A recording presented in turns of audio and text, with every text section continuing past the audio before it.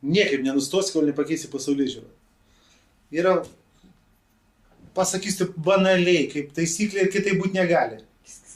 Tu elgiesi taip, kokie elgesio modeliai tavį vyrauja. Kokios pažiūros tavį vyrauja. Tu taip ir elgiesi. Kad taip nusto daryti, tai reikia pakeisti pažiūras.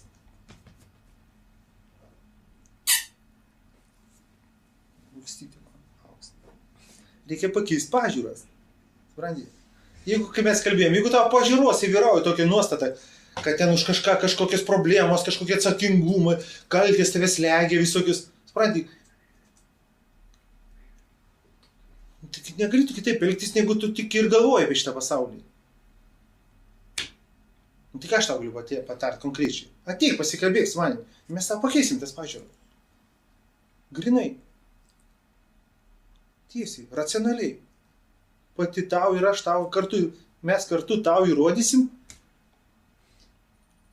kad tos pažiūros, kuriomis tu vadovaujasi ir kurios tave slegia, iš kur kyla slegiančias tave būsena, jis yra netikras, išsigalvotas, nesąmoningas, nieko nepagristas.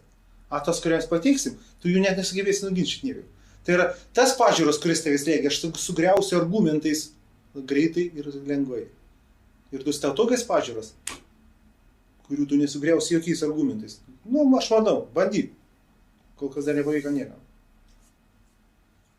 Aš ir pats jas noriu sugriauti. Nepavyksta. Tip. Mano mergytė. Tu, velniai čia sėdi, velniai. Blogis. Blogiukai čia. Velniai. Gripkis. Franci, grip. Gripkis. Netingi. Mažylė, fainutė, ne? Džiuk.